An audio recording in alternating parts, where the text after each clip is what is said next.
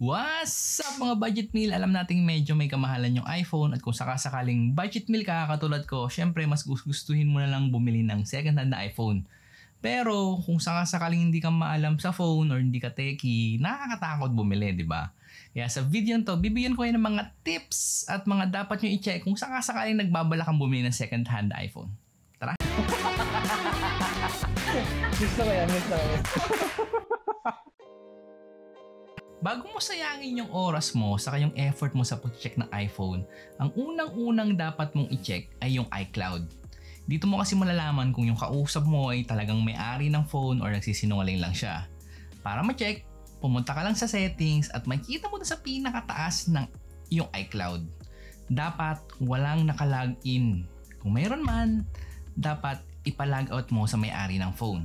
Dahil kapag nabili mo na yung phone at hindi niya na-logout yung iCloud niya tapos ni-reset mo, hindi mo magagamit yung iPhone hanggat hindi mo nilalagay yung password ng iCloud niya.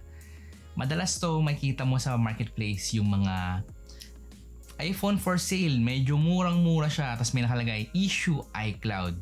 Either nakalimutan talaga ng may-ari yung iCloud niya or minsan baka ninakaw lang yung unit. Kaya dapat siguraduhin mo yung iCloud naka-logout or kung hindi naman ma-logout ng may-ari.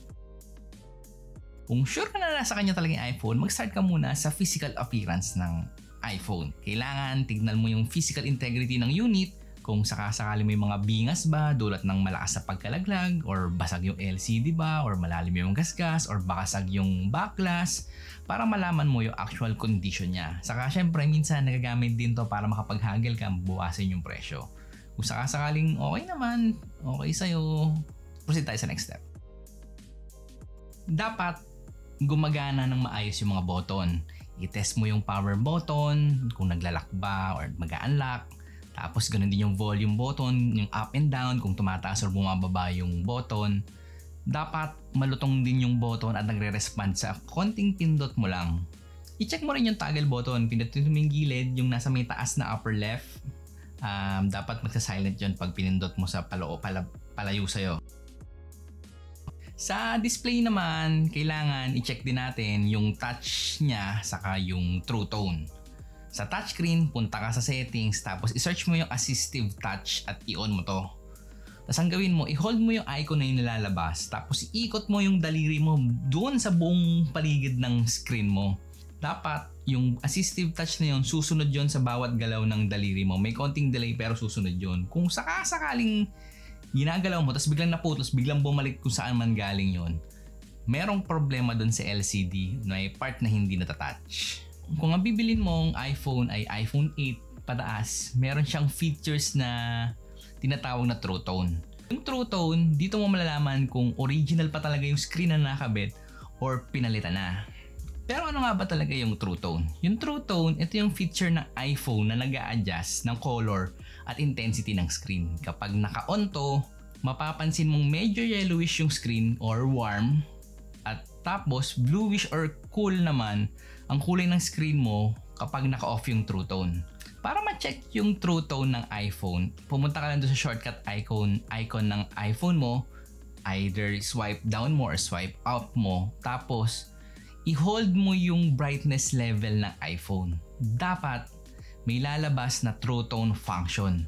Kapag pinalitan mo kasi screen ng iPhone, hindi na ito lalabas. Kaya doon mo malalaman kung original ba talaga yung screen ng iPhone na nakakabit sa bibilin mo. Sa battery health naman, importante, syempre malaman mo rin kung gaano kaganda pa or gaano pa katibay yung battery nakalagay sa unit. Punta ka lang sa settings mo tapos i-search mo yung battery, makikita mo doon kung ilang percent ba ng battery yung capacity nito. Syempre, mas mataas yung percentage ng battery mo, mas matibay or mas matagal pa bago malobat yung iPhone mo. Pero wag ka magpapauto rin sa mga sinasabi ng mga seller na 100% iPhone. Tapos pag tignan mo iPhone 10, parang iPhone 10 yan, lumang model yan. Kahit sabihin mong bagong stock yan, nakatambak lang ng matagal sa storage or dyan sa kung saan man galing yan, nababawasan yung battery health yan. So supposedly, hindi dapat 100% yan. Kung sakasakaling may model ka, iPhone 8 lalo, tapos nakalagay 100%, ibig sabihin yan, pinalitan na yung battery. Yung Face ID, isa rin yan sa mga importanteng dapat mong i-check kasi ito yung ginagamit ng iPhone mo kapag nag-unlock. Kapag pumunta ka sa marketplace ng Facebook or kung anumang reselling, eBay, whatever, wapansin mo madalas yung mga binibentang iPhone na mura, yung hindi na gumagana yung Face ID. Yung Face ID kapag nasira yan, mahirap maghanap ng technician na marunong gumawa at mahal magpagawa sa Apple. Kaya palaging mas advisable na i-check mo muna ito. Punta ka lang sa settings tapos hanapin mo yung Face ID. I-set up mo lang yung mukha mo at dapat ma-unlock yung phone gamit lang ang Face ID ninyo. Ang madalas kong naririnig sa mga gustong bumili ng iPhone kasi sinasabi nila maganda daw yung camera nito. Kaya kailangan i-check mo rin yung camera ng iPhone. Ang gagawin mo lang, syempre, punta ka sa sa camera, tapos mag-picture ka, mag-record ka ng video, mag-selfie ka, mag-record ka ng selfie. Dapat okay yung quality nito, walang tuldok, responsive, walang unnecessary blurring. Tapos syempre habang nagre-record ka ng video, magsalita ka na rin para matest mo yung mic kung nakaka-pick ba. Tapos kapag natapos yung video, sinave mo, nag-playback ka, nagsasalita, naririnig mo. So working yung speaker. So parang 3-in-1 yan kapag na-check mo na yan. Sa connection naman, saksakan mo ng SIM card mo yung iPhone, tapos mag-text ka, tumawag ka, subukan mo kung gaano ba kaganda kumuha ng reception. For example, compare mo sa phone mo, dapat halimbawa yung phone mo puno yung signal, nilipat mo dun sa iPhone, kalahati lang. So syempre medyo mag-isip-isip ka na. Tapos syempre sa Bluetooth, testing mo kung may Bluetooth speaker, may Bluetooth earphone ka, speaker ka, tignan mo kung ko-connect. And then syempre sa Wi-Fi. Tapos i-check mo kung makakonect ba siya sa internet, and then i-connect mo rin sa data yung phone mo kung gagana yung data. So charging port, advisable magdala ka ng sarili mong power bank. Kung sakasakaling kaya mo, magdala ka na rin ng sarili mong laptop kung meron ka man. Tapos isaksak mo yung cord sa iPhone sa charging port, tapos sa power bank or sa laptop mo. Dapat magcha-charge. And then syempre sa laptop mo kung sakasakali dapat ma-detect siya. So ibig sabihin okay yung charging port mo nagko-communicate na kapag tapon ng data dun sa laptop mo. So goods yun. At dahil nakaabot ka sa medyo dulo ng video, magbibigay ako ng bonus tips. Gawin mo, pumunta ka sa settings na iPhone mo, tapos hanapin mo yung general and then about. Sa model number, tignan mo yung first 2 letter. Makikita mo kapag nakalagay na letter M yung unang-unang letter dun sa model number, ibig sabihin yan yung iPhone bago yan nung nakuha. Kung sakasakaling letter F, ibig sabihin refurbish yung iPhone na yan. Okay pa rin yan pero ni-repair na yan ng iPhone tapos binenta. Tapos kung letter P naman yung nasa umpisa, ibig sabihin personalize yung iPhone mo. And then kapag letter N, ibig sabihin replacement siya. Sa last 2 letters naman ng model number mo, dito mo malalaman yung country of origin. Syempre medyo marami, hindi ko kabisado. Pa-flash ko na dyan sa screen para may reference ka.